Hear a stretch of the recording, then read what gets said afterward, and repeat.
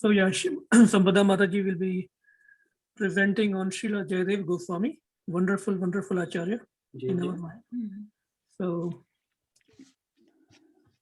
yeah, It's not showing me an option to share my screen. is it not? Not yet. Okay, try now. Please.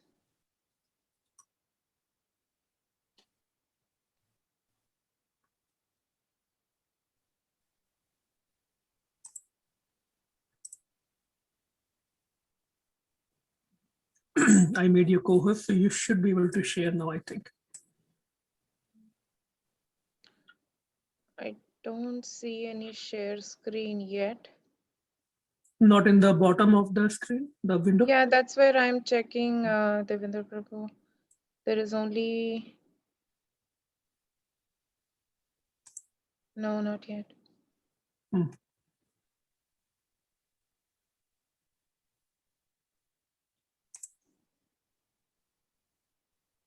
बघ बरं कुठे पटकन सांग ना इथे मी व्हिडिओ ऑफ केलाय कुठे शेअर स्क्रीन हे का ठीक आहे करते okay go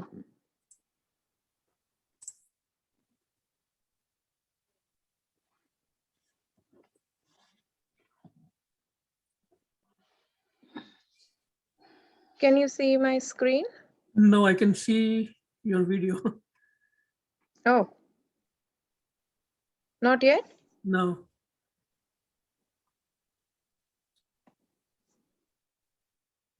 How about now? Now it's coming up, yeah. Yep.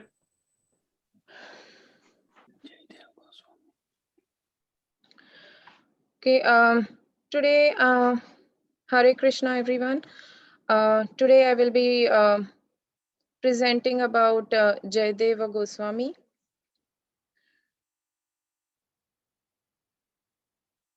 As per the history, just give me 1 second, please.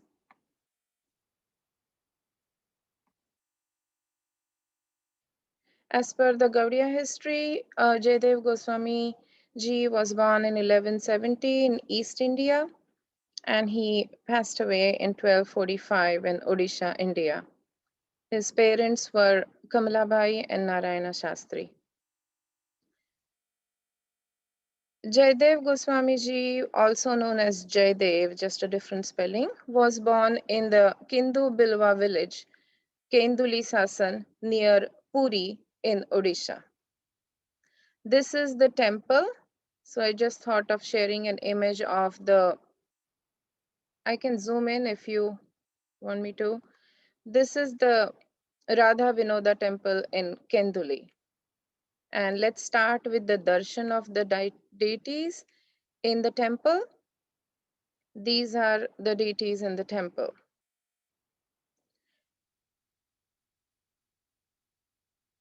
He was a Brahmin by birth and learned all the Vedic scriptures at a young age. From his childhood, he was utterly detached towards material life and exhibited the highest symptoms of devotion towards Sri Krishna. He was complete into devotional services and always immersed into Lord's divine Leela. Right after his childhood education in Kenduli Sasan, he left for Kurmapataka and gained experience in composing poetry, music, and dancing. Jayadeva Goswamiji had been a member of the teaching faculty of the school at Kurmapataka.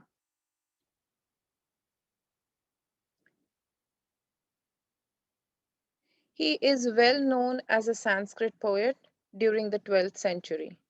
Jayadeva's Ashtapadis are central to the repertoire of Odissi music, the traditional classical music of the state of Odisha.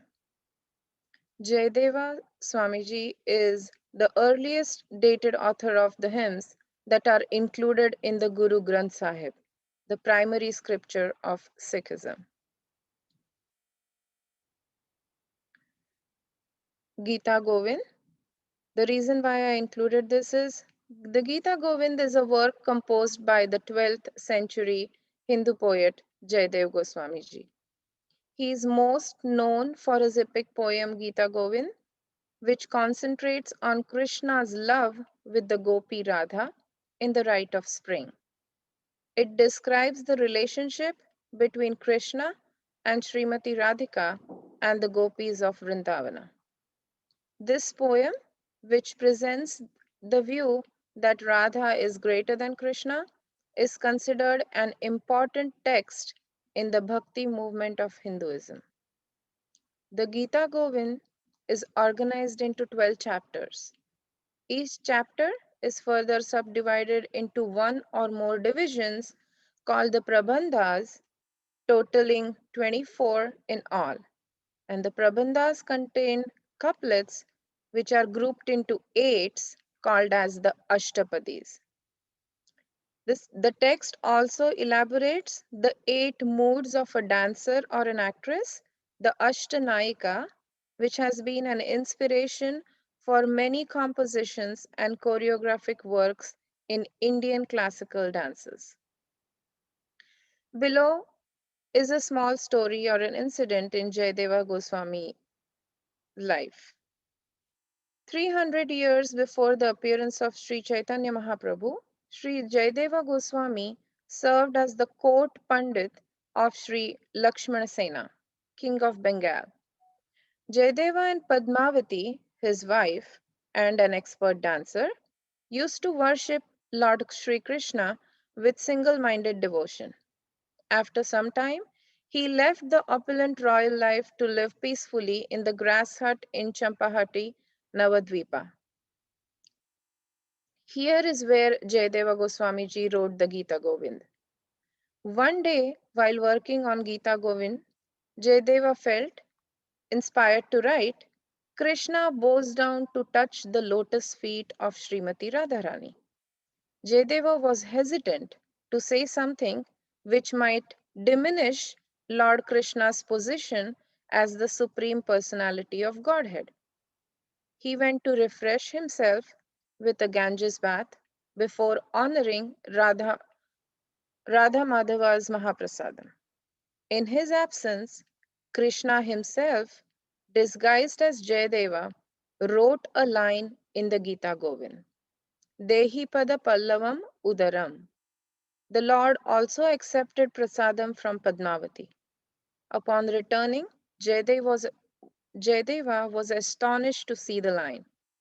Understanding the mystery, Jayadeva cried in spiritual joy and said, Padmavati, we are most fortunate.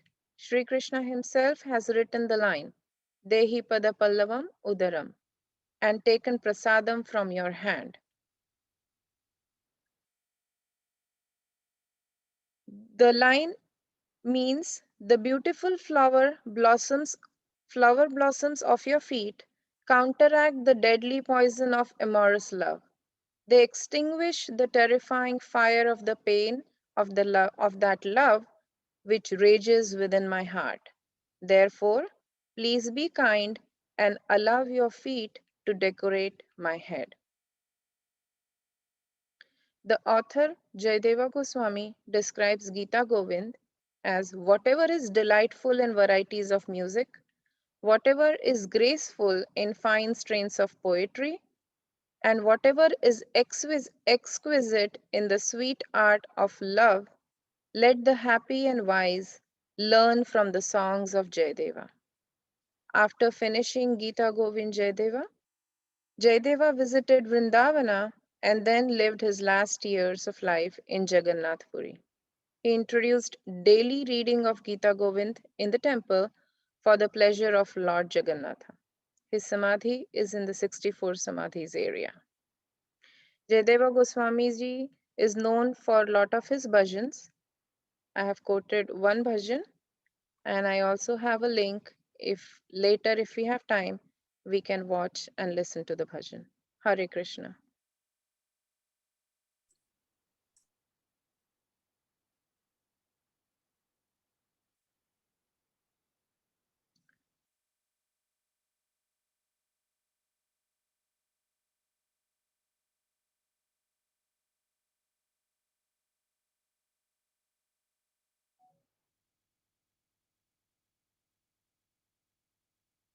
You are on I mute.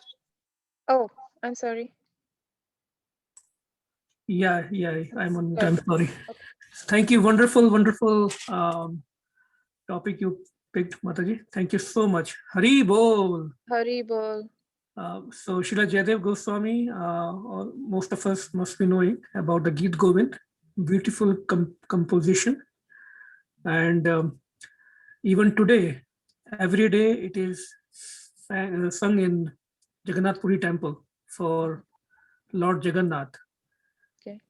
It is also a pastime there when I forgot whether it was Jayadev Goswami himself or some other devotee, and he started singing in the forest, and Jagannath went after him. He loves this Geet Govind so much. Like you said, it is about the pastimes of Radha and Krishna and gopis. So it is in the very highest Madhuri Bhav.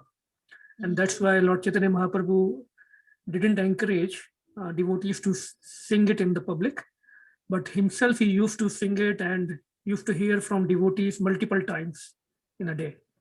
Lord Chaitanya Mahaprabhu used to love it so much. It's a very high class composition, and as Mataji mentioned in the presentation, Lord Jagannath or Lord Krishna himself came and kind of approved this composition when Jayadev Goswami was in doubt whether he should write about Krishna serving the charan of Radharani. So Krishna himself approved it.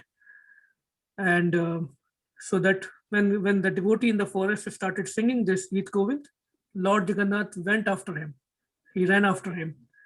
And in that rush, Lord Jagannath's clothes, his transcendental clothes, they got torn out. And next morning when pujaris opened the door of Jagannath temple, they literally found his clothes were torn out. And then pujari was wondering what happened. And then the main head pujari of Jagannath Puri, he got the dream about that pastime. So the priest of these temples, the head pujaris, they have very special relationship with Krishna, with Jagannath. Jagannath speaks to them even today in dreams, through dreams.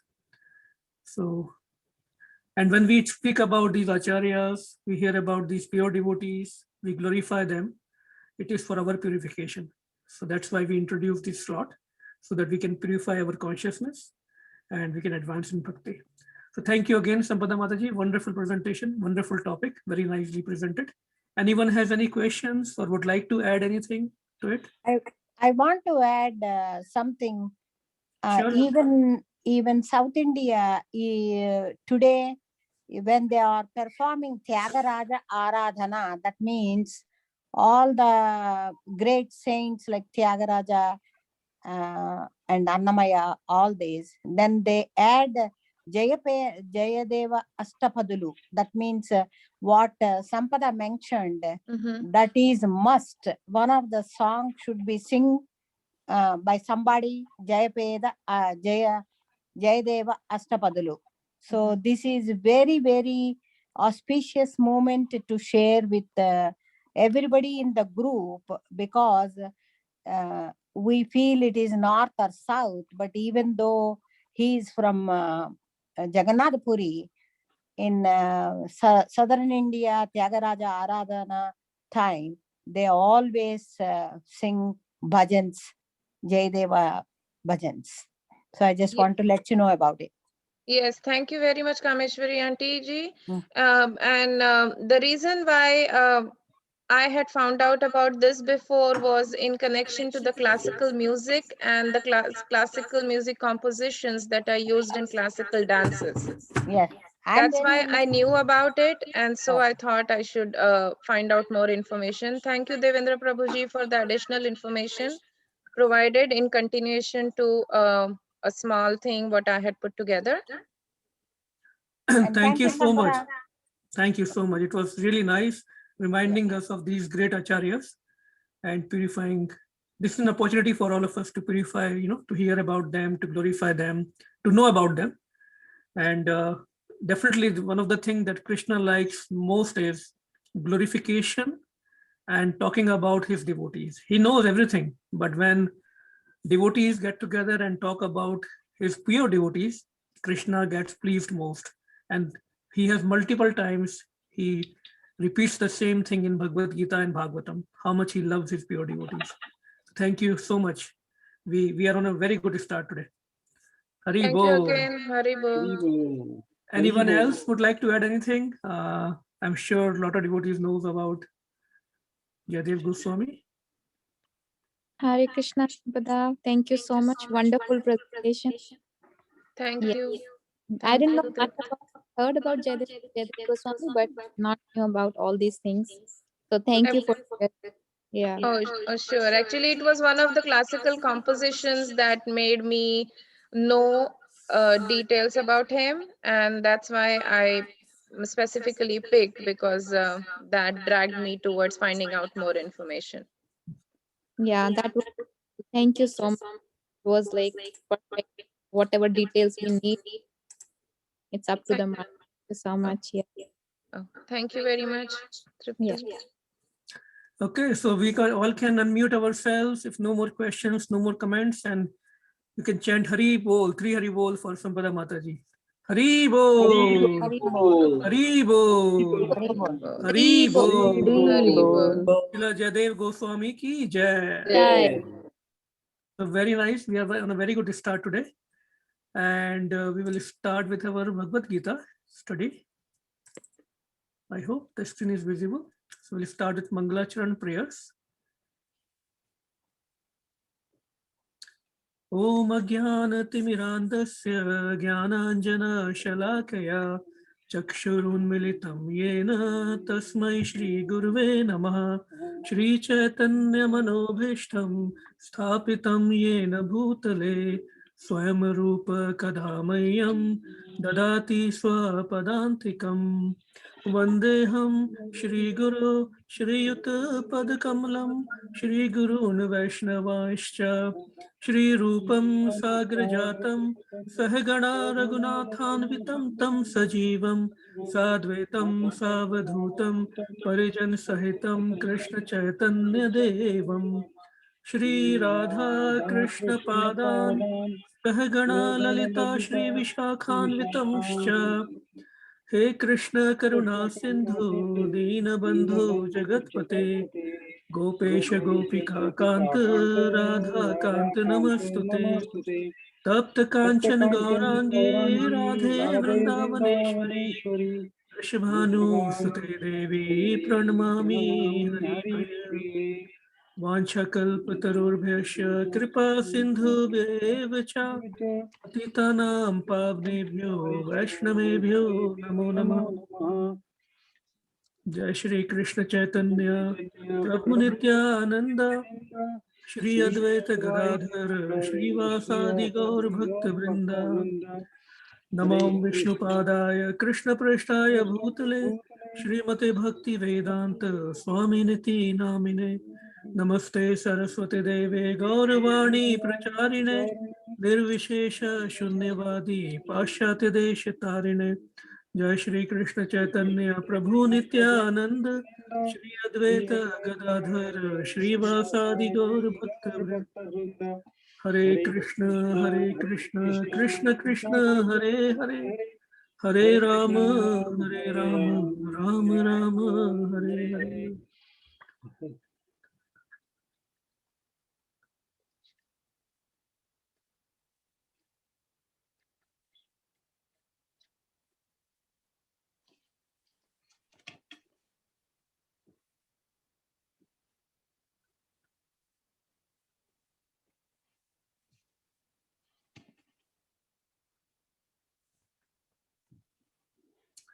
Hare Krishna, dear devotees, please accept my humble obeisances. Jai Srila Prabhupada. We welcome all of you once again in today's Bhagavad Gita study after a wonderful presentation by Sampada Mataji on Srila Jayadev Goswami. So we will continue with our Bhagavad Gita study. Before that, let's see if we can quickly sing one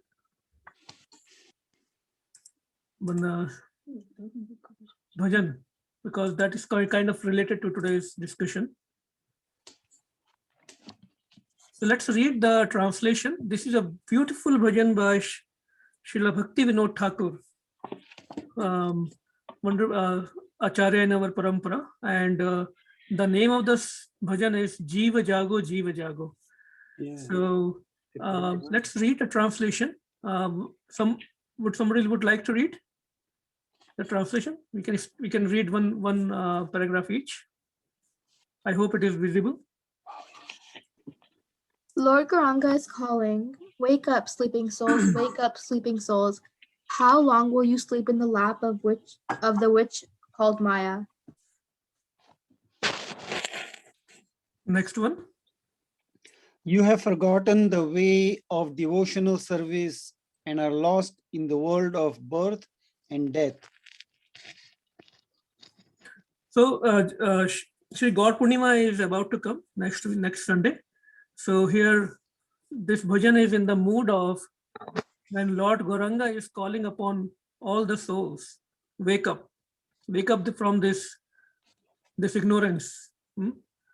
And because he's saying, Lord Gauranga himself is saying, because you have forgotten the devotional service and you are trapped in this world of birth and death, in this Maya.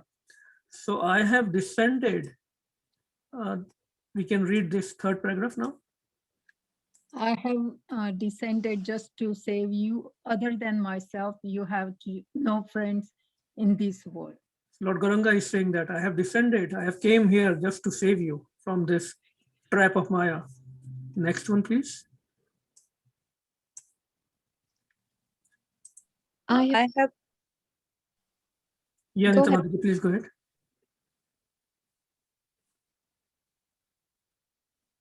Nita Mataji, please go ahead. Hare Krishna, sorry about Hare that. Krishna, Hare Krishna.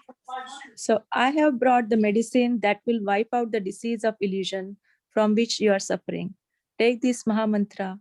Hare Krishna, Hare Krishna, Krishna Krishna, Hare Hare.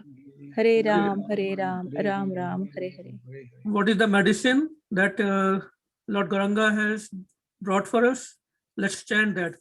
Hare Krishna, Krishna Krishna, Hare Hare. Hare Rama, Ram Ram, Hare Hare. Last one. Srila Bhakti says, I fall at the Lord's feet, having taken this Maha Mantra. Hari Bol. So we'll try to sing in this little simple tune. All of us can sing together, but because of the echo problem, I would request if all of you can be on mute. And then we will proceed with the next part of the discussion. Or should we try together? What do you think? Yeah. Hari Bol, Uncle is always excited. I knew that. Okay, Uncle, we'll try together. So the tune will be Jiva Jago, Jiva Jago, Gaura Chanda Bole, Kota Netra Chamaya, Vishachi Rakho Khole, Bhaji Boliya Aise, Samsara Bidhare, Bhuliya Rohi Tumi, Avidya Rabhare, Tomare Noite Ami, Hoino Avatara, Ami Bina Bandhu Ara, Ke Ache Tumhara, Enechi Oshadhi Maya, Nashi Bharolagi, Hari Nama Mantra, Lotu Mitha Magi, Enechi Oshadhi Maya, Nashi Bharolagi, Hari Nama Mantra, लो लो तुम्ही तुम्ही माही भक्ति भक्ति मोदा मोद प्रभु प्रभु चरण चरण परिया परिया से से हरि हरि नाम नाम मंत्र मंत्र लोई लो लोइलो माहिया माहिया गौरांग Bhakti महाप्रभु की Vinod. जय. Yes, somebody would like to repeat? No, that's जीव जागो गोरा चंद बोले. श्रीमान गौरांग महाप्रभु की जय. श्रील भक्ति विनोद ठाकुर की जय. जय.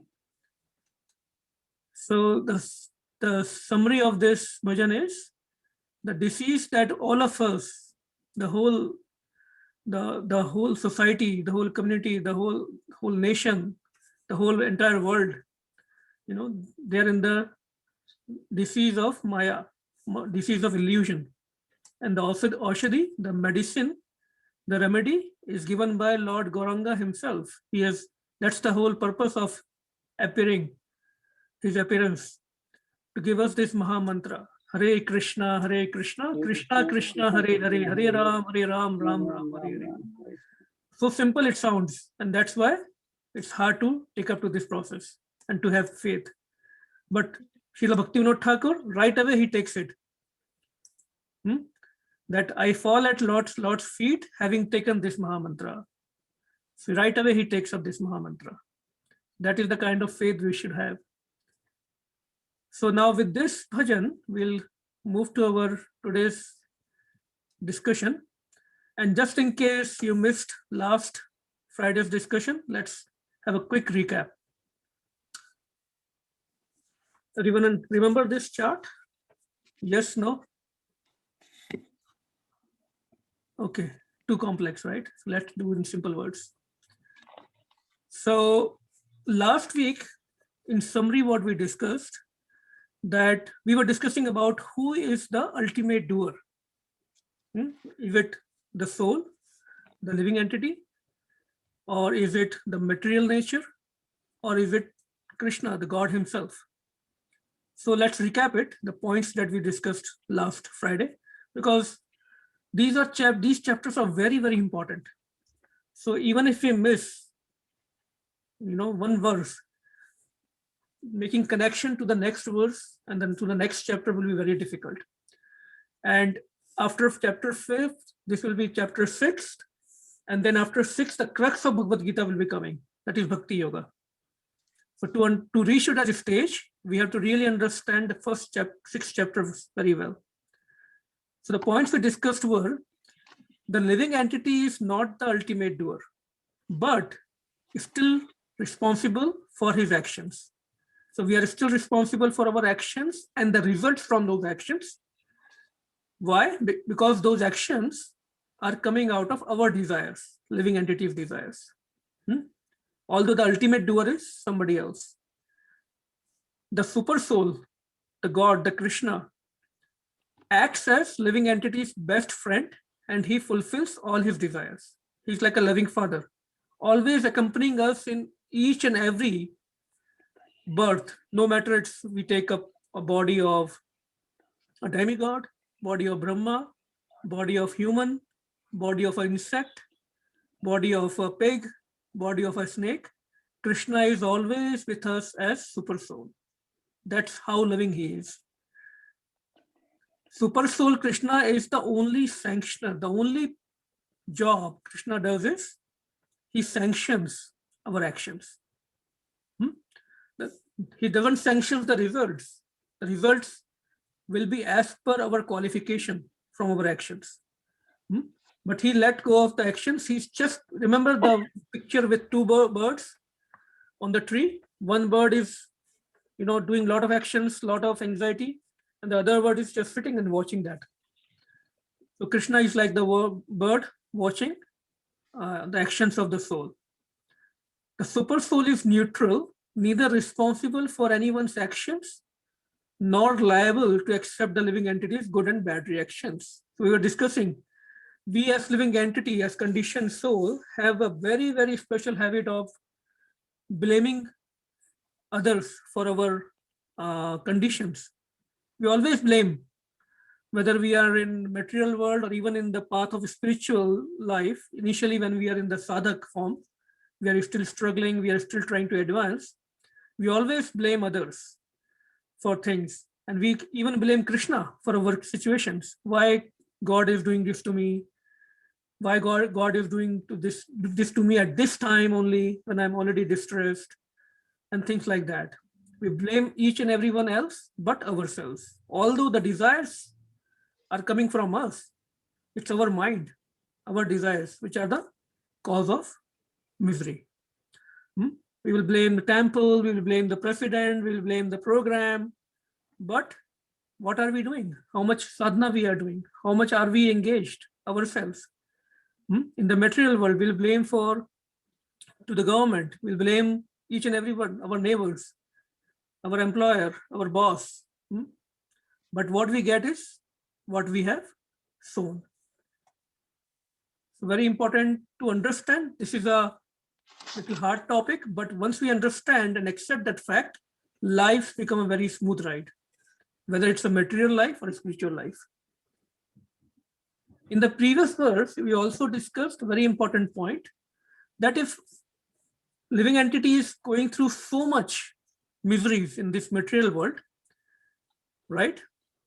Of course, there are moments of happiness and there are moments of miseries, but in our practical experience, all of us can attest to that. We can agree to that the moments of distress are more for two reasons. One, because this material world is designed like that we will always get more miseries. And second is the moments of happiness, we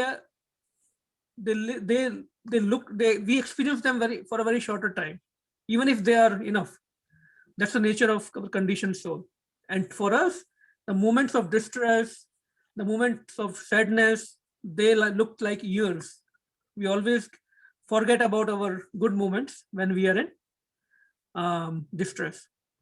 So the discussion was that why this living entity, why we are undergoing through so many miseries in this material world, and we know by reading Gita, Bhagavad Gita, because the reason given by Krishna was because of the desires of living entity. By nature, we cannot remain aloof from desiring. That's our nature, to desire. So when we say meditation, we can go shunya, zero, we don't have to think, not possible at all. That process will not work. So Krishna says, and why this miseries happen, and why desires are, so desires, we discuss two things. If we are desiring for devotional service or to serve to Krishna, to connect with Krishna and devotees, then that desire doesn't bring actions. That becomes a karma, right? But why living entity ends up desiring for material things, which takes him away from Krishna? Because he is covered by ignorance, under influence of Maya. So that's where we stopped in the last verse. So now if we know that ignorance, due to ignorance, by covering of ignorance, living entity is suffering, then what is the solution? So let's see what is the solution. We'll go to the next verse. Bhagavad Gita 5.16. Any questions so far? Or any comments, any additions? Okay. Jnanentu tad ajnanam yesham nashit atmanah tesham aditya vajjnanam prakashayati tatparam. Anyone would like to repeat the verse? Jnanena tu tadajnanam yesham nashita matmanaha tesham adityavajjanam prakashayati tatparam. Anyone else? Jnanena. Go ahead. Go ahead. Go ahead, Anita. ज्ञानेन तु तज्ज्ञानं येषानाशितमात्मनः तेषां नासितम् आत्मनः तेषाम् आदित्यवच् ज्ञानं प्रकाशयति तत्परम्. Sorry, I missed the line. I think you read it. I think. Anyone else? One more devotee can read. ज्ञानेन तु तद् अज्ञानं येषां नाशीतम् आत्मना तेषाम् आदित्यवज् ज्ञानं प्रकर्षयति तत्परम्. Thank you. Word to word meanings. Jnanen, by knowledge. Tu, but. Tat, that. Ajnanam, nescience. Yesham, whose. Nashitam, is destroyed. Atmanaha, of the living entity. Tesham, there. Adityavat, like the rising sun. Jnanam, knowledge. Prakashayati, discloses. Tat Param, Krishna consciousness. Translation. When, however, one is enlightened with the knowledge by which nescience is destroyed, then his knowledge reveals everything as the sun lights up everything in the daytime. So let's go to the purport.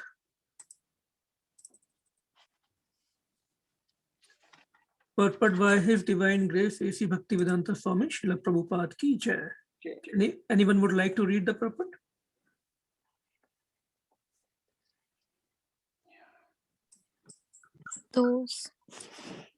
Those who have forgotten Krishna must certainly be bewildered. But those who are in Krishna consciousness are not bewildered at all. It is stated in the Bhagavad Gita, Sharvam Jnana Plavena Jnana Agni Sarva Karmani and Nahi Jnanena Sadrasham. Knowledge is always highly esteemed. And what is that knowledge? Perfect knowledge is achieved when one surrenders onto Krishna and is said in the 7th chapter, 19th verse. Bahunam Jnananam Ante Jnanavan Mam Prapadyate. After passing through many, many births, when one perfect in knowledge surrenders onto Krishna, or when one attains Krishna consciousness, then everything is revealed to him, as everything is revealed by the sun in the daytime. The living entity is bewildered in so many ways. For instance, when he unceremoniously thinks himself God, he actually falls into the last snare of nescience. If a living entity is God, then how can he become bewildered by nescience? Does God become bewildered by nescience? If so, then nescience or Satan is greater than God. Real knowledge can be obtained from a person who is perfect in Krishna consciousness. Therefore, one has to seek out such a bona fide spiritual master and under him learn what Krishna consciousness is. For Krishna consciousness will certainly drive away all nescience, as the sun drives away darkness. Even though a person may be in full knowledge that he is not this body, but is transcendental to the body, he still may not be able to discriminate between the soul and the supersoul. However, he can know everything well if he cares to take shelter of the perfect bona fide Krishna conscious spiritual master. One can know God and one's relationship with God only when one actually meets a representative of God. A representative of God never claims that he is God, although he is paid all the respect ordinarily paid to God because he has knowledge of God. One has to learn the distinction between God and the living entity. Lord Shri Krishna therefore stated in the 2nd chapter 2.12 that every living being is individual and the Lord also is individual. They were all individuals in the past, they are individuals at present, and they will continue to be individuals in the future, even after liberation. At night, we see everything as one in the darkness. But in the daytime, when the sun is up, we see everything in its real identity. Identity with individuality in spiritual life is real knowledge. Hare Krishna. Srila Hare Prabhupada. Krishna. So this is a very, very loaded purport. Lot of good points, wonderful points. But if we have to pick a couple of them, then and that we should understand is that there are a lot of people who says we all are small gods and we all become gods eventually and all that. So Srila Prabhupada is mentioning a very, very important point, that this thinking that we are God is the highest attack of Maya on us. He says, let me find out where it was that. For instance, when he ceremoniously thinks himself God, he actually falls into the last snare of Maya. Nisa means ignorance, Maya. And the argument he gives is, if living entity was God, then how can he be, attacked? How can he be under the control of Maya right now? So if we are gods already, then how come we become under the control of God's energy? God is the master of his energies. So so it can be a very long discussion also, but in short, we should always remember this argument, that none of the jiva is a God. Supreme God is only one, and he's also a person. Second most important point Srila Prabhupada is reminding us is individual, right? That every living entity is individual, and God is also individual. He's also a person, and that's why we are trying to serve him as a person. But he's the supreme person. That's the difference. He's Vibhu. The Sanskrit word used for Krishna, the God, Bhagwan, is Vibhu, and for Jivatma is Anu. We are just small, very small part and parcel of the Vibhu, Krishna. So let's come back to the discussion. So in nutshell, this is what is going on in this, what we are seeing on the screen, that how some people think they are God, and how living entities are bewildered and all that. So this chart is a little complex. We'll try to understand in little simple language. So what is our biggest enemy? Can anyone try to answer that question? Our biggest enemy. You can think in spiritual terms also. False ego. Okay, any other answers? Our desires and mind. Any other?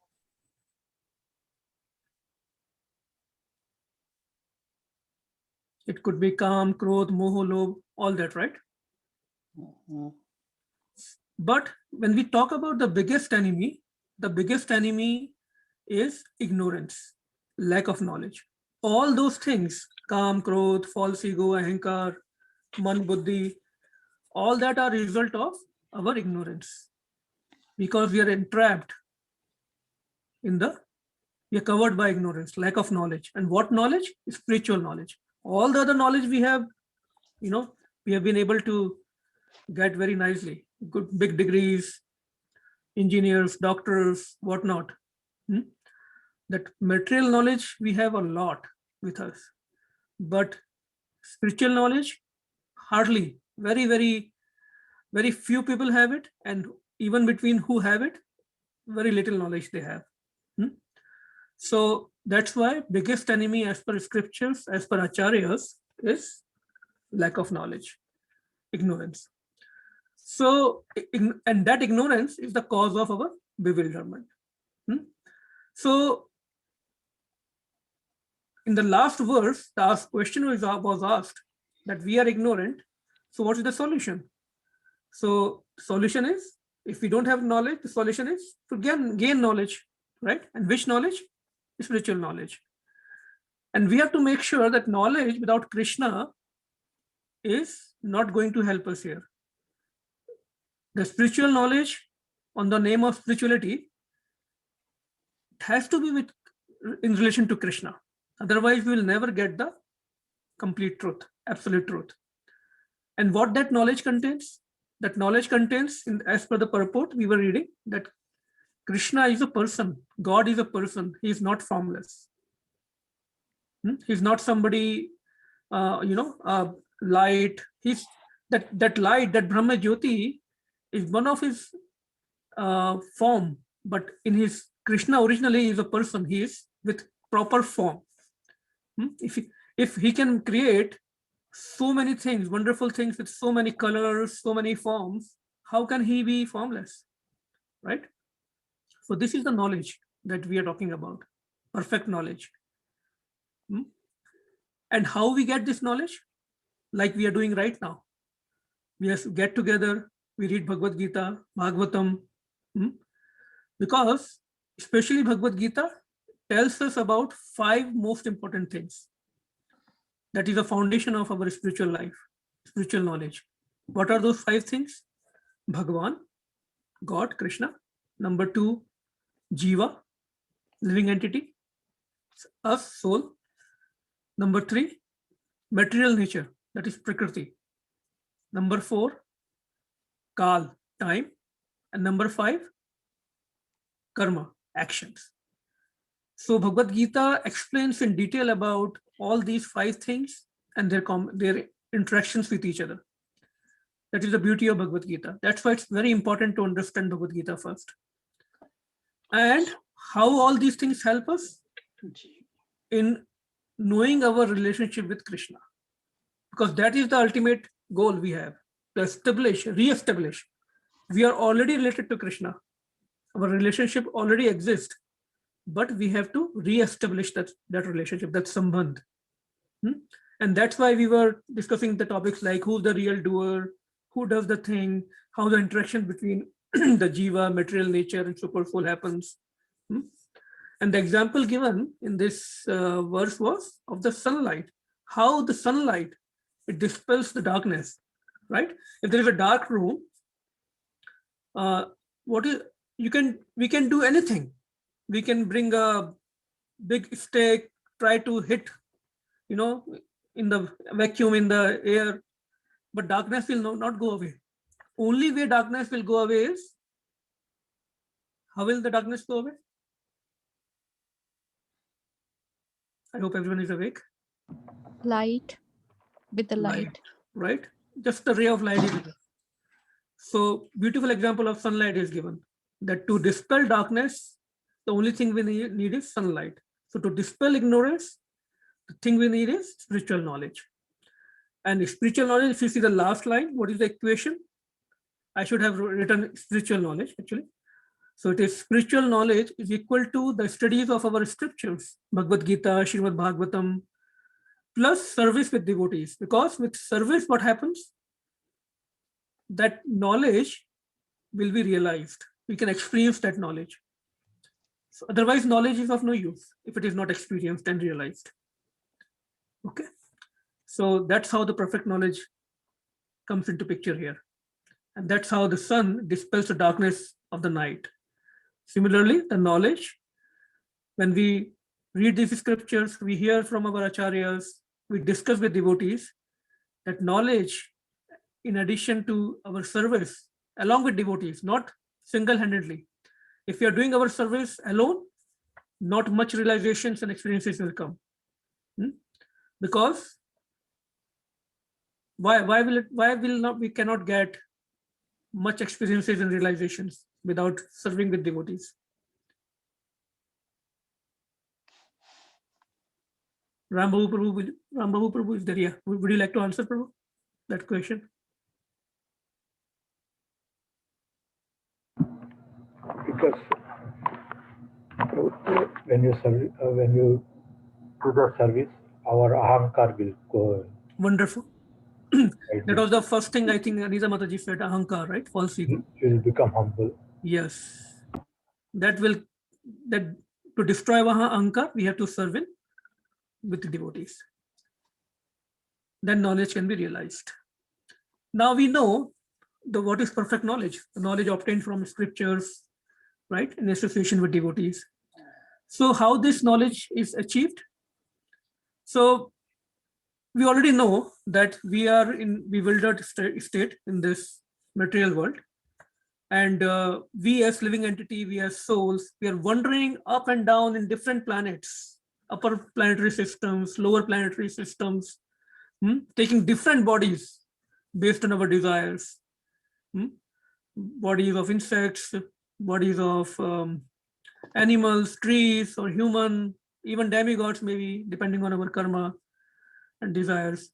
So, bahunam jannam ante jnanvan mam prapadyate.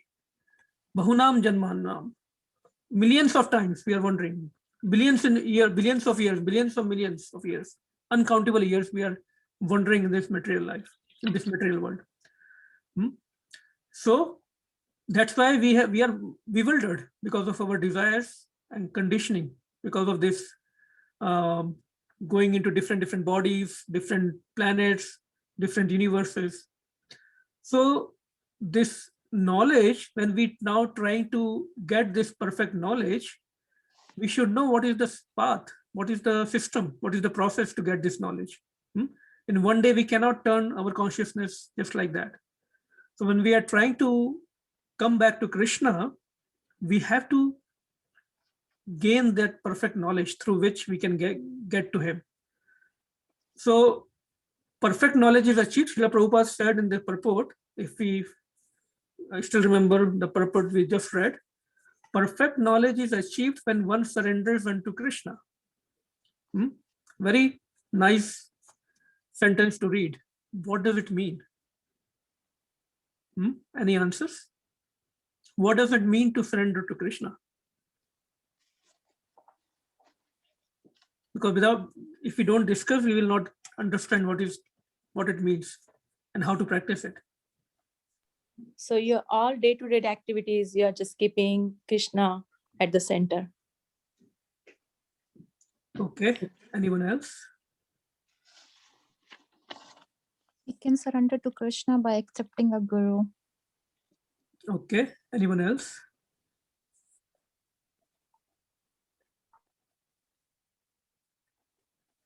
So yes, we can keep all our activities centered to Krishna, but we don't know what Krishna likes, what he dislikes. We have not even seen him, right? So that is the challenge.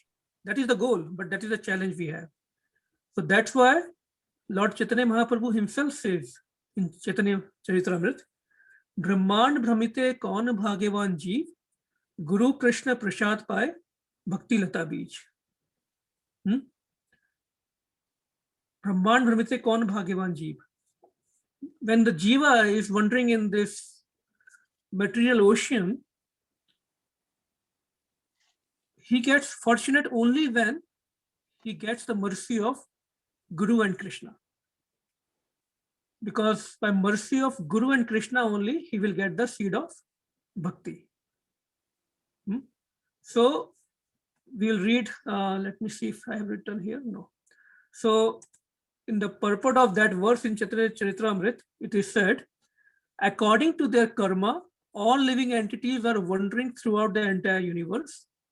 Some of them are being elevated to the upper planetary systems and some are going down into the lower planetary systems. Out of many, many millions of wandering living entities, one who is very fortunate gets an opportunity to associate with a bona fide spiritual master by grace of Krishna. When Krishna sees that we are interested in devotional life and very sincere, and we want to surrender our life to Krishna, he will not accept our surrenderance directly. He will send his representative to us. And that Guru is his representative who comes to us. And then by mercy, but we get Guru by mercy of Krishna. That is the first step. And then by mercy of Krishna, by mercy of Guru, we get Krishna. It's a catch-22. To make it simple, we have to desire. First, we have to desire that we really want Krishna. Then when our desire is there, that is the right desire, then Krishna will make the arrangements in the form of Guru. But we cannot achieve Krishna directly. Okay, so that knowledge, perfect knowledge, has to come through Guru. And such a person will receive the seed of creeper of devotional service.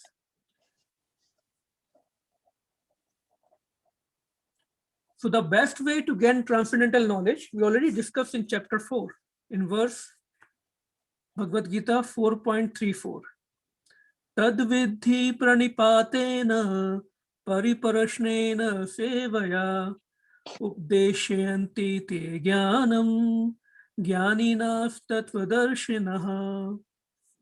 Let's go to that verse. I think that's a very important verse. Here it says, Krishna is saying, and these are the words of Krishna, right? We are not making it up.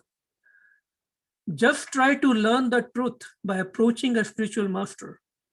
So just try to learn the truth by approaching. Just try to learn the truth means get that perfect knowledge, a transcendental knowledge, by approaching a spiritual master. Inquire from him submissively and render service unto him. The self-realized souls can impart knowledge unto you because they have seen the truth. So Krishna is not saying, come to me, I will give you the knowledge. Nowhere he says, in none of the scriptures. He's saying, approach a spiritual master. And then what you do?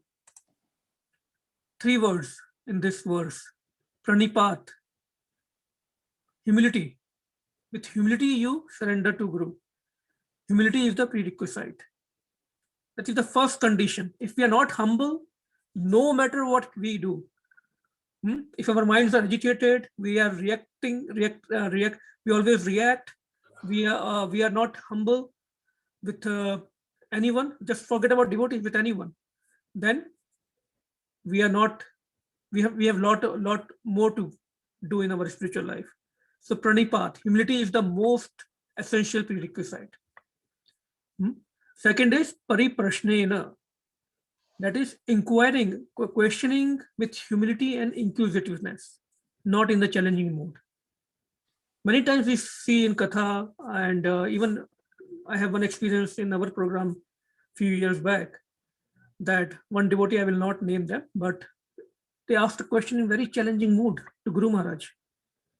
But whenever we go to Guru Tattva, a sadhu, a pure devotee, we have to be very humble, ask those questions, and that has to be a genuine inquiry, not to check. Oh, I know that much. How much he knows? Let's see. That's a big offense. And that impacts our spiritual life in a very, very destructive manner. So not in the challenging mood. I'm mentioning that because these are the practical scenarios I have seen, and we all must have experienced these things. So we have to avoid these scenarios. Third one is sevaya. So pranipat, humility, pariprashnen, inquiry with humility and inquisitiveness, genuine inquiry. Sevaya, very important, must serve the pure devotee, must serve the spiritual master. So diksha without serving, of no use until we serve the instructions of our spiritual master. Then only knowledge will be realized. That's all these purports are mentioning in Bhagavad Gita and Srimad Bhagavatam, even in Chaitanya Charitamrita. Srila Prabhupada is making that point through Krishna. So what does Guru do? What Guru does? He engages us. So when we do these 3 things, pranipat, pariprashnen, and sevaya, then Guru will engage us in devotional service. In Bhakti Rasamrita Sindhu, there are 64 limbs of bhakti that are mentioned. 64 limbs are mentioned in Bhakti Rasamrita Sindhu, but Srila Rupa Goswami, he summarized all those 64 in 5 main limbs. Sadhu Sangha, Nam Sankirtana, Bhagvat Shravan, Mathura Vas, and Shri Murtya Shraddhaya Sevana. Sadhu Sang and Nam Kirtan are the most important foundation of our bhakti. Proper Sadhu Sang and very sincere Nam Kirtan, chanting of the names of Lord Krishna. And Bhagavad Shravan. With proper Sadhu Sangha and Nam Kirtan, we will be able to do and understand the Krishna Katha. Bhagavad Shravan means Krishna Katha, Bhagavad Gita, Chaitanya Charitamrita, Srimad Bhagavatam. And when we understand and Krishna Katha, the glories of Krishna, then we would get interested in making visit to dhams. Mathura Vas means going to the places of pastimes of Lord Krishna. Vrindavan, Mayapur, Navdeep, Mathura, Jagannath Puri, so many temples in South India. Auntie also mentioned one temple. And then Shri Murti Shraddha Sevana, Vigraha Seva, that almost all of us are doing it very nicely every day. But all of these limbs should be accompanied with Sadhu Sangha and Nam Kirtan. Whatever limb of bhakti we are doing, it should be accompanied with Hari Nam chanting is the most important thing for our life. So in the right also there is a quote, the boat of Krishna consciousness is very simple, but at the same time it is most sublime. I hope this discussion is clear. Any questions, any points so far? Please feel free to stop me if there is any question, any points, any clarification needed. So this is a lifelong process. It is a very simple process, but we cannot claim ourselves that after reading Bhagavad Gita 10 times, after reading Srimad Bhagavatam or hearing Kathas, we are all done and we can stop the process. No, we have to continue doing the same thing over and over again. Same services over and over again. And serving means, when we serve others, it is for the pleasure of others, not our pleasure. Service comes with extending our comfort level to please others. Otherwise, it's not a service. Then it becomes a sense gratification. So lifelong process, study, practice, and serve with devotees, not without devotees. Study, practice, and serve with devotees under the guidance of a spiritual master. Each word is very carefully mentioned here because all of those go together, not stand alone, not in isolation. That's why when we wear this Kanthimala, especially after initiation in ISKCON and Gaudiya Parampara, it becomes a 3 round of Kanthimala. It signifies that I am the pet dog of my spiritual master with rope in his hand. And I will do and go wherever and whatever he wants. That's the kind of surrender is expected with the spiritual master. Whatever he says, we will do it. So that's why when we choose a spiritual master, or instead I should say when we spiritual masters choose us or Krishna sends us spiritual master, we take our time to interact with him, to follow his instructions, to take his guidance and instructions for some time. And then when spiritual masters think that we are ready, then he will let us know. So that's why there is a process for this Diksha. And Diksha alone is of no use until we also take Siksha, proper Siksha, as per the instructions of spiritual master. There is a very nice pastime of Srila Narad Muni, how he became so fortunate, how he became such a elevated, a dearmost devotee of Krishna. It is said that Srila Narad Muni is the mind of Krishna. That's the position he achieved. But does anyone know who was he in his previous birth before he became the transcendental Narad Muni? You can raise your hand. For that, we have to read Srimad Bhagavatam. So we invite all of you to join our Monday to Thursday, 9 p.m. Bhagavatam Katha. Very, very nice Katha going on. It's a discussion actually under the guidance of a very, very senior devotee. So if you can just join to hear it, but I can't tell how much beneficial it has, at least to me. maybe Ram Babu Prabhu, he can also share his experience. He's also joining it every day. But anyway, the pastime was in the previous birth, Srila Narad Muni he was not really, of course, Narad Muni, and the name is not revealed what was his name in the previous birth. So he was a little child, and his mother used to serve as a maid servant in a house. And Narad Muni also, as a small child, used to be with her. So it so happened that few sadhus, few pure devotees, they come in that house to stay for a time, and that the owner of the house, the master of the house, was very religious minded. So he served them. He asked the mother of Narad Muni in the previous life to serve them.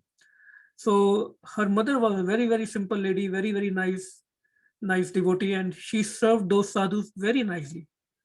So those sadhus were very happy with the service, and also she engaged her little child, Narad Muni, in their service, whatever he could do. So the sadhus were very, very happy, and they decided to extend their stay in that house because they were so happy with the service. So what happened then? Then Narad Muni became very dear to them, sadhus. So Narad Muni used to get the uchisht, the remnants of their food.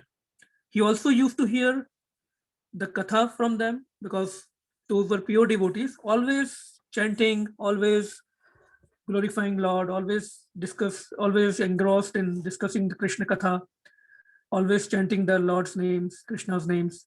So Narad Muni was hearing that, and he was also sitting in the katha, and he also got the uchisht, the remnants of their leftovers, food leftover, prashadam leftover.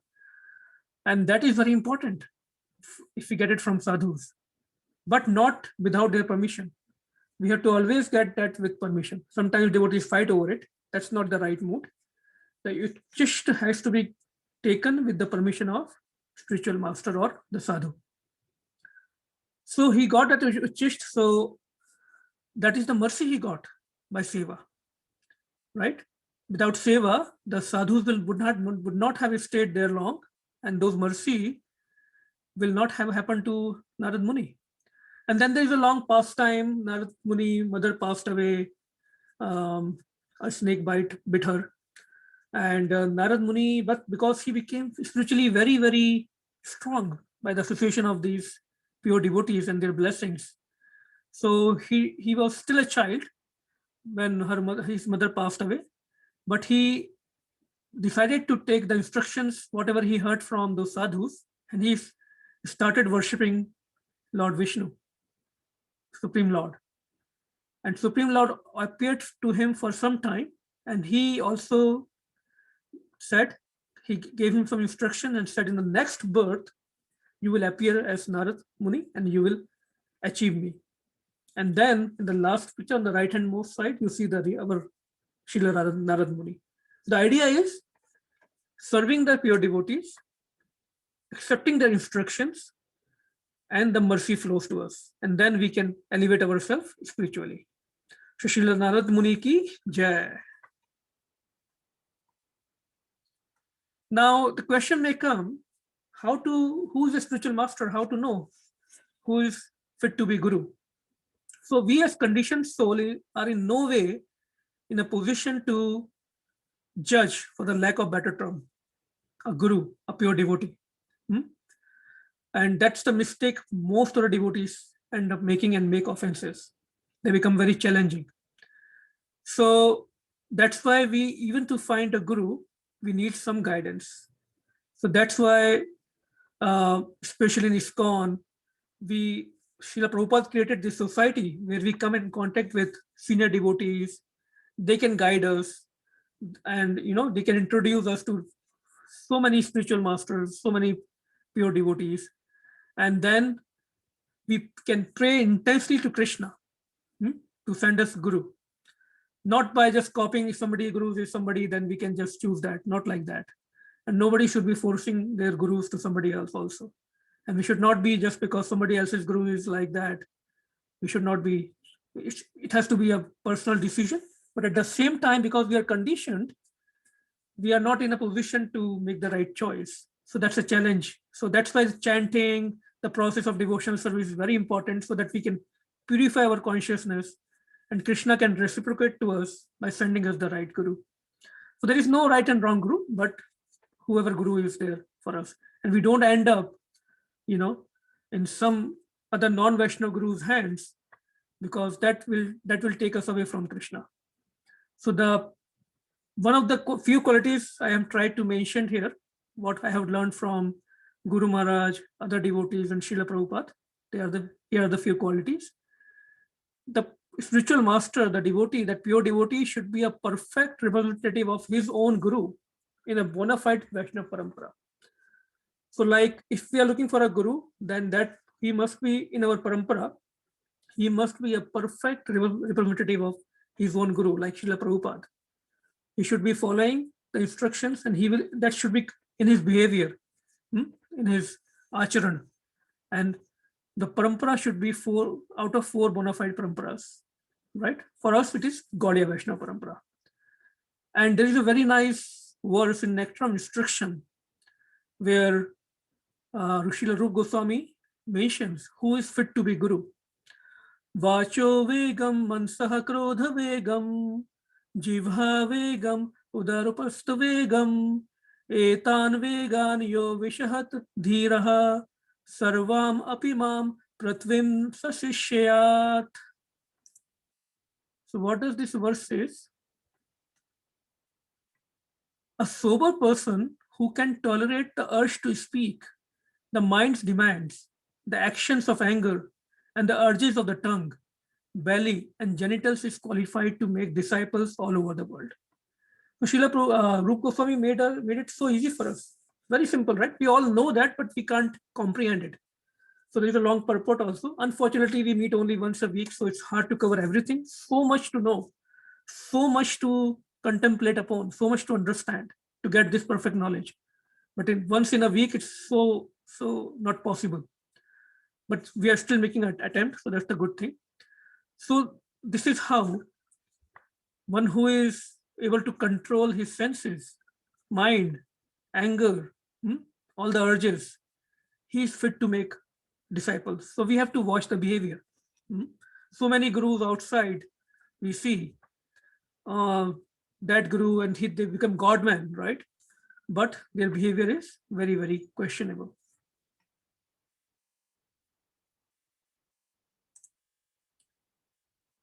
And let me make sure I don't leave any point. So Vachu Vegam, he's not engaged in any Gram Katha, no Prajalpa, no gossips. He's always talking about, he will not be interested in how much money his disciples are making, how much material opulence, he doesn't care. He will not differentiate. He will be neutral to all his disciples, whether they are rich, materially opulent or not. And he will not gossip at all. The only thing he will speak about is Krishna and how in devotional services, how he can engage somebody in devotional services. That's the only thing. Control of the Vani, Vachu Vegam, Mansah Vegam, Mansah Krodha Vegam, never angry for material things, right? So there is a nice story that comes in, like if a frog, he is always making noise in the night unnecessarily, what happens? The snake comes and eats him. So that's why we should avoid all kind of gossips and prajalpa, because the snake in the form of Kal is eating us. And we will end up wasting our time in prajalpa. So we should try to get ourselves involved in hearing, reading, listening only Krishna Katha as much as possible. And Sri Chaitanya Mahaprabhu says in Chaitanya Charitamrita, Kiva Vipra, Kiva Nyasi, Shudra Kene Nae, Ei Krishna Tattva Veta, Sei Guru.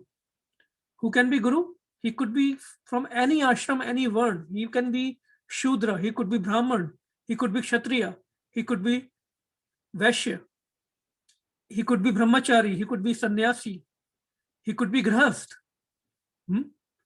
He could be from any varn, any ashram. But if he knows the science of Krishna consciousness, he may not be, a very good reciter of Vedas and Upanishad, but if he knows the essence of Krishna consciousness, and if he can give that essence to others, then he is Guru. Simple definition.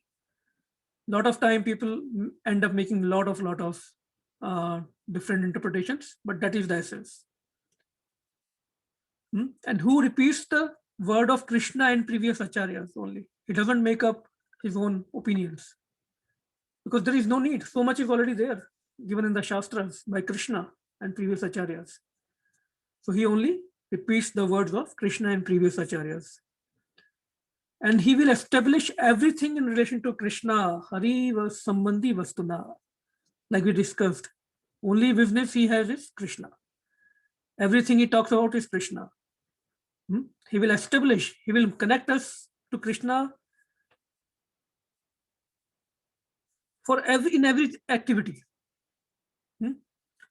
Whatever service he gives to us. He is a bridge between Krishna and disciple. Very important to understand. How come he is a bridge? So if we see this picture, maybe this can help us understand. Thought I had a picture here.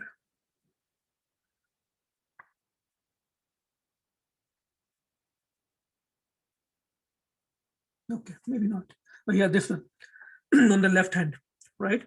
So Krishna is top at the web. We can't even see him. We can't comprehend him, right? So he sends Guru as his representative. And we are here down and trapped in the material world. So Guru is a bridge. What he does, with his purity, he brings Krishna down to our level, not really our level, but he requests Krishna that I have taken charge of this soul. So please have mercy on him. So Krishna will come down on the request of Guru, and he will elevate his disciples up. So he tries to match, right? So Guru is trying to match us with Krishna to let us go back to Krishna. So he brings Krishna down, elevate us, uplift us, and that's how he is a bridge. Okay. And Srila Prabhupada said, ISKCON is the factory of pure devotees. All you have to do is just stay on. Our only concern is to remain in ISKCON and associate with devotees. The rest of the things will happen at some point or the other. Because that's how why Srila Prabhupada created this society. And there is a system in ISKCON where Guru Maharaj says you cannot go wrong in ISKCON. There are so many gurus, so many disciples, pure devotees. And if there is some problem, there is always a check and balance. Sooner or later, it will be addressed. So that's why ISKCON is a very, very good opportunity for all of us to pursue in our spiritual life. This human form of body is most valuable boat. So many times we have discussed that. We have got this boat as the human body, but we need a captain to ride on this boat, right? And captain is Guru, who can take us, who can guide us to cross this ocean of material world. A true Guru will never claim he is God. He is a Sevak Bhagwan. Krishna is a Savior Bhagwan, that who should be worshipped. But God, Krishna, he is expansion of Lord Nityananda, right? Shri Balram. And who is he? Sevak Bhagwan. That's why we should worship Guru Tattva as Krishna, because he is Bhagwan, but Sevak Bhagwan. Sakshat Haridvena Samasta Shastra. So for us, Guru is a Bhagwan, but Guru never claims that he is Bhagwan. A lot of points are there. It's already 9 of 5. So let me see if there is something important that we can cover. Let's see, there is an important point in this Srimad Bhagavatam verse. Just to recap what all we did. Therefore, any person who seriously desires real happiness must seek a bona fide spiritual master and take shelter of him by initiation. The qualification of the bona fide guru is that he has realized the conclusions, right? He has the summary, essence of scriptures, and is able to convince others of these conclusions. So guru is not looking for any following, like big following, lot of followers. His only business is to take care of the sincere souls. He's not looking for name, fame, or lot of disciples. Not no. Srila Prabhupada says, and Guru Maharaj also repeats so many times, we need moon, we don't need stars. Such great personalities who have taken shelter of the Supreme Godhead, leaving aside all material consideration, should be understood to be bona fide spiritual master. And what is the job of disciple? The disciple should learn from the spiritual master to serve the Lord without duplicity. Very important, without duplicity. And in such a faithful and favorable way that the Supreme Lord being satisfied. Right?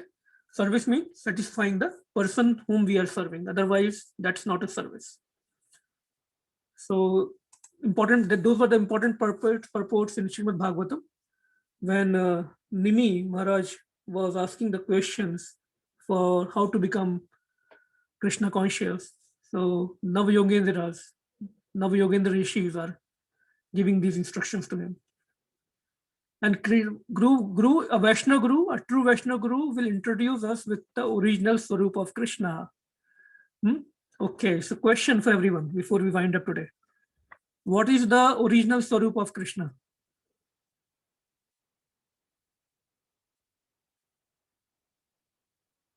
Come on. What is the original Swarup of Krishna?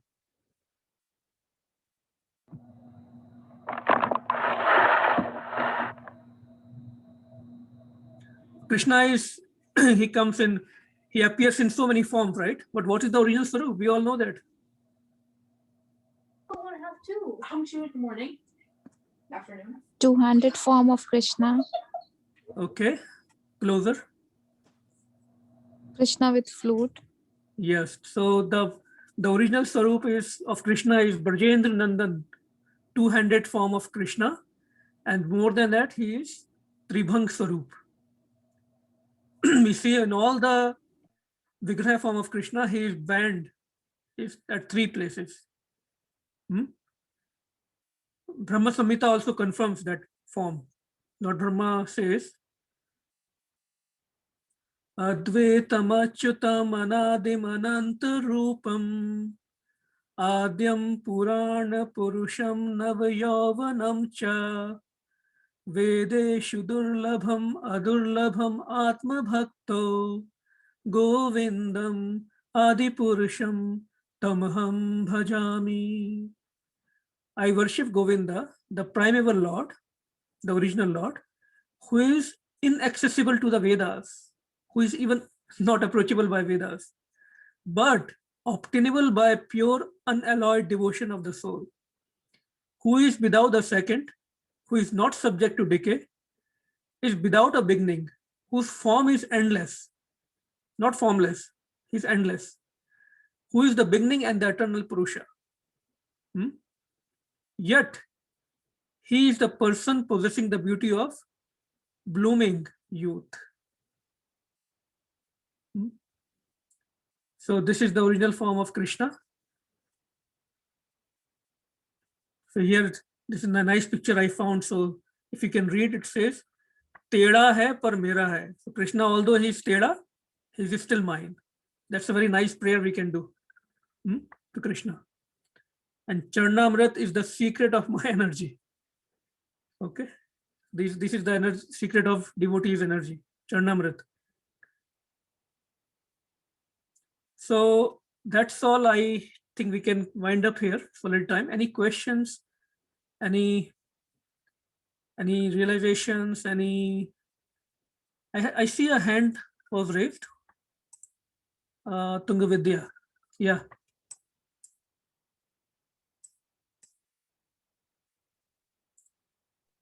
That was from earlier when you asked Okay. the question. Okay. So anyone has any questions, any comments, any addition? I hope that was useful, but very important topic. So the conclusion is that we have to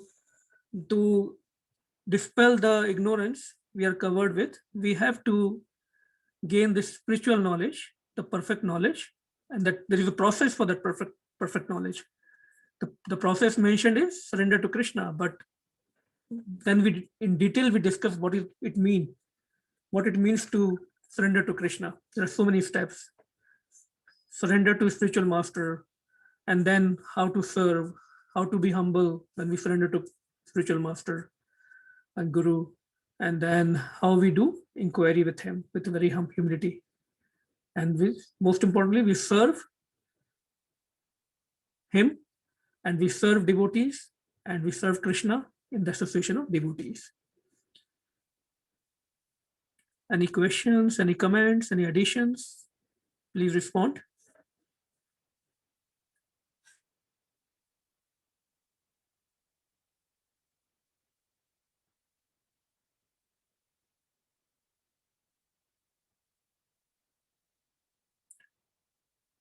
Okay, if no questions, thank you very much. No comments, thank you very much. And thank you for joining today. And if everyone is still awake, I hope, we wanted to also discuss about the Gaur Purnima program. Gaur Purnima is on Sunday, 28th. So there were few thoughts. If maybe we can, if the weather is good, maybe we can do it in the backyard, and with social distancing, we can celebrate in a controlled manner with bhajan kirtan, some katha, and prasadam, whoever feels comfortable.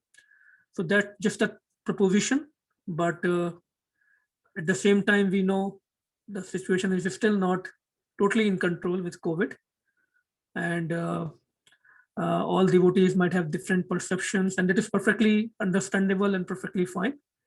So we just wanted to finalize what we want to do. We just want to do this kind of online program, or we want to try to meet with social distancing on, it's a Sunday, so it is doable. If the weather is good, we can start a little early. But so far, looking at the weather, it's not that favorable at this point, but we can always check next week how it is. So I just wanted to start the conversation and take everyone's opinion, and whether it is in favor of personal program or in favor of online program, both are fine. Please feel free to share.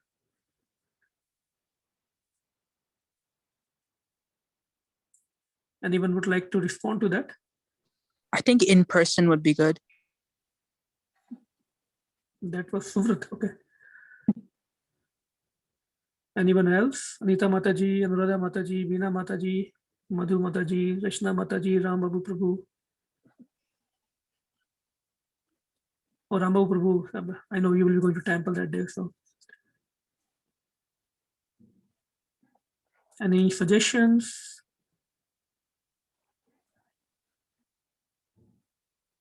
Is everyone there?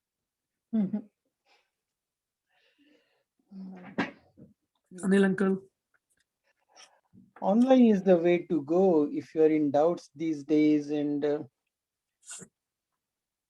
yeah, I just wanted to make sure that all the devotees are okay with that, because it's a big festival. So totally understanding the situation is not that good. So is everyone okay with online? Hare Krishna, Prabhuji. Online is fine, Prabhuji. Okay. We can also do like in person and combined. We can also stream it on that is also possible if some devotees are interested in meeting person. Yeah, I mean we can come for darshan or at one place. I don't know for prasadam, I mean. Yeah. That will be challenging. Yeah. Anita Didi, any suggestions? Yeah, Prabhuji, I'm okay with online as well. Okay. Veena Didi. Yes, Prabhuji. I think online sounds good. Okay. Thank you. Madhu Didi, If everybody is okay with online, we are fine with that. Rashna Didi. Hare Krishna Bhaiya, online is good. So I think everybody is more comfortable with online, and that is perfectly fine. That's what I was thinking because of.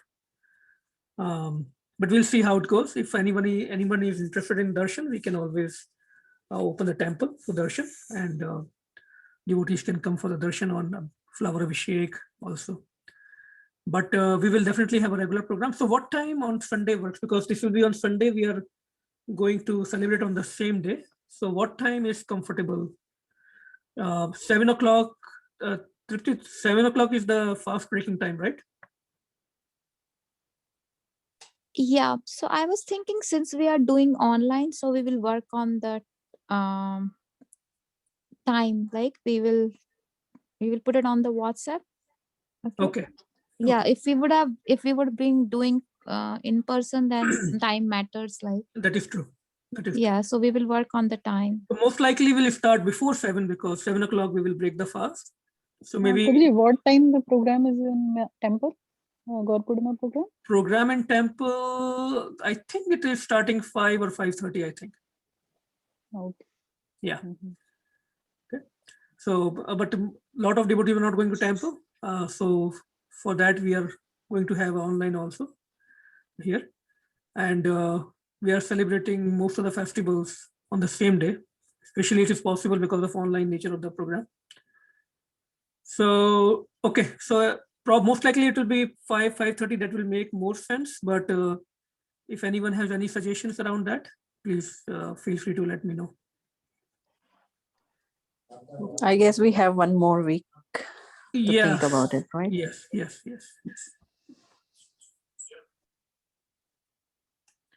So we can do Narsimha prayer. Anyone would like to sing Narsimha prayer?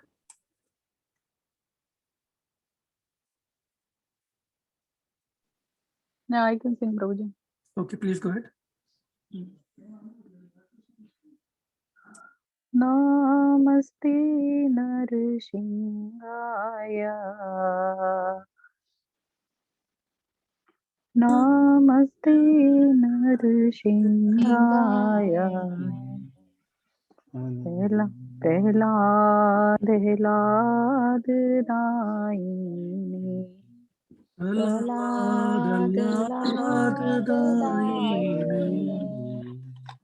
Hiranyakashipurvakshaha. Hiranyakashipurvakshaha. Shilatankanakalayi.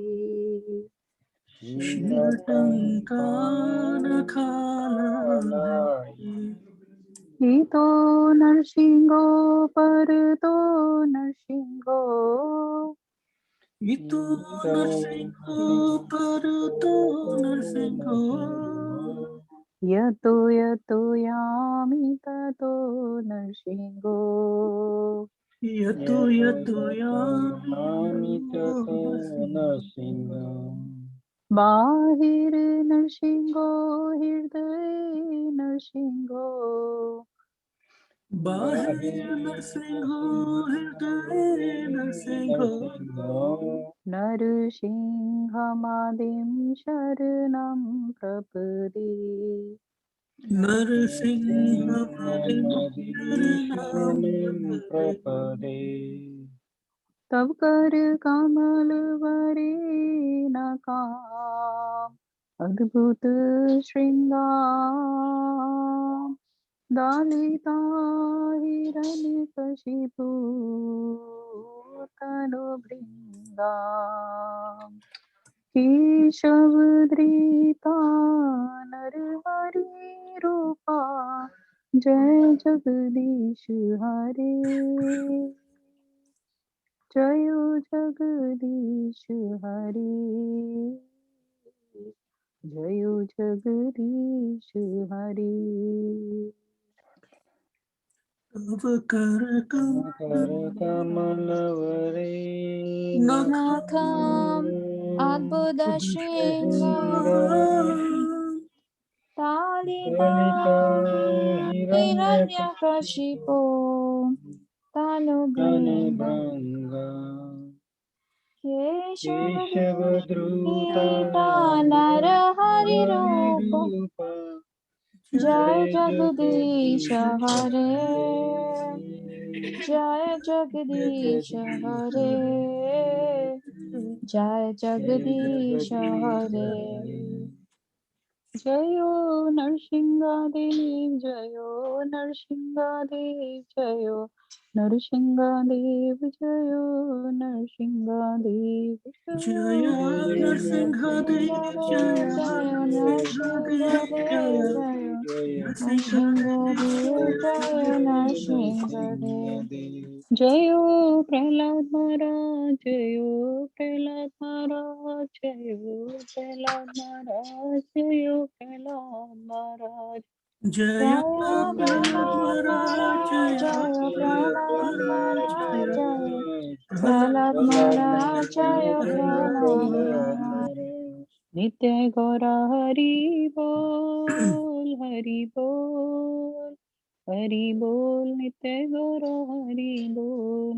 Nitai Gaura Hari Bol, Hari Bol, Hari Bol, Nitai Gaura Hari Bol.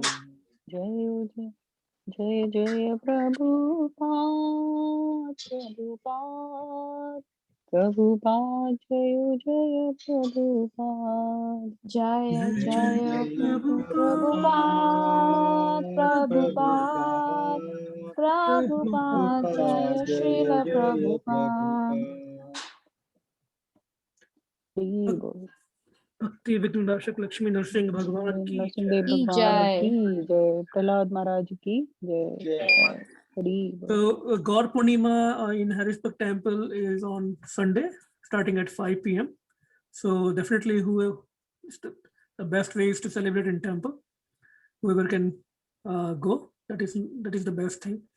At the same time, we will also have an online program on the same day. So we'll decide on that time. Hari Bol. So regarding our discussions, any feedback? Like, is it going okay? Is it too much on every Friday? Or the format is okay? Yes, Prabhuji. Yes, Prabhuji. Okay. I hope it is not too loaded, right? It is okay. We are still taking one verse.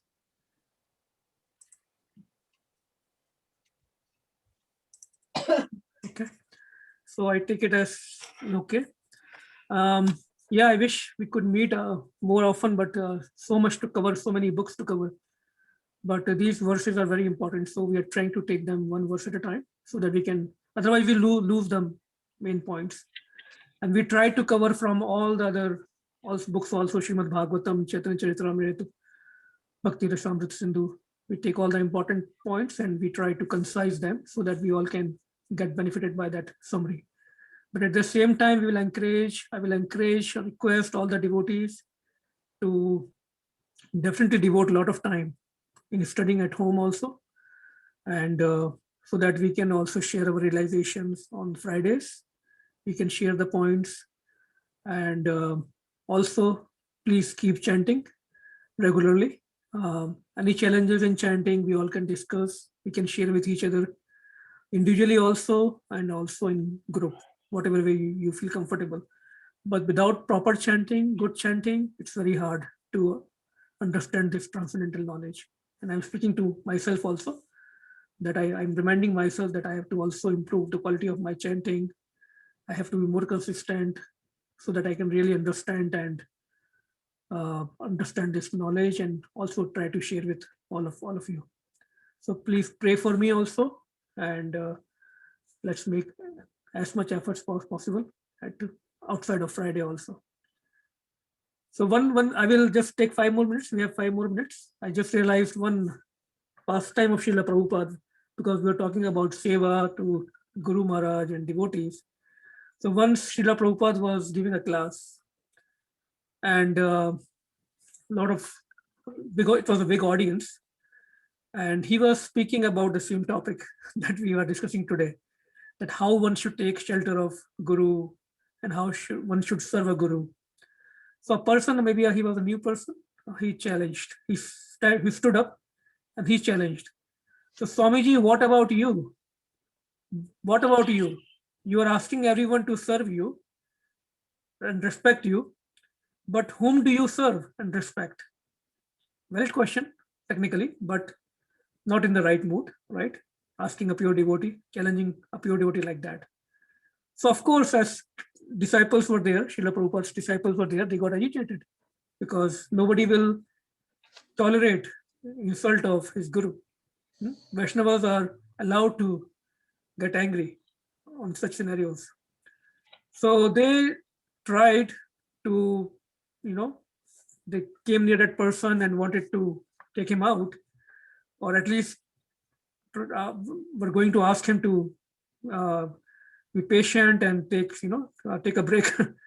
But Srila Prabhupada stopped them. And he said, Srila Prabhupada told his disciples, let him speak. That's the quality of pure devotee. He will never get agitated when people are challenging them, insulting them. Pure devotees will never get agitated. So Prabhupada allowed him to speak, and that person kept on speaking for 2-3 minutes, challenging Srila Prabhupada on his class. So once he was done, he exhausted all his energy. Srila Prabhupada closed his eyes, and literally for a few minutes, he went into trance.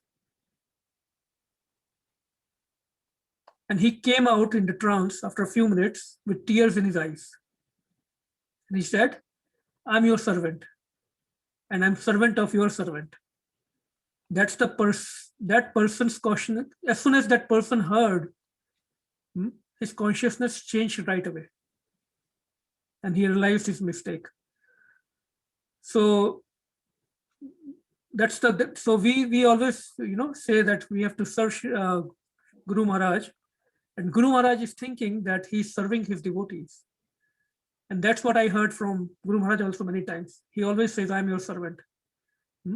I learned from you, all of you, from all of your, that's the mood of a pure devotee. That's the point I was trying to bring up. And when I'm saying all these things, I'm not a pure devotee, so obviously there is no change of heart. But when Srila Prabhupada says that I am your servant, that's coming right from a pure devotee. And that impacted that person who was challenging him. Right away, he turned into a devotee. He transformed into a devotee. So just wanted to share that I heard. So beautiful pastime of Srila Prabhupada. Hari Bol, Srila Prabhupada ki jai. Jai.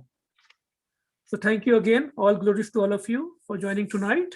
And we will definitely meet on next Friday and of course on Sunday online. And in between, we will be in touch with, I hope my postings on WhatsApp are not overbearing. I'm trying to reduce them, but I hope they are useful and they can benefit all of us, including me. Hare Krishna. Thank you, everyone. Hare Krishna. Pranam. Hare Krishna. Take care and take care of yourselves. Hare And Krishna. let's pray for each other, all of us. Hare Hari Bol. Krishna. Hare Krishna, Hari Bol. I don't know much though. I always feel like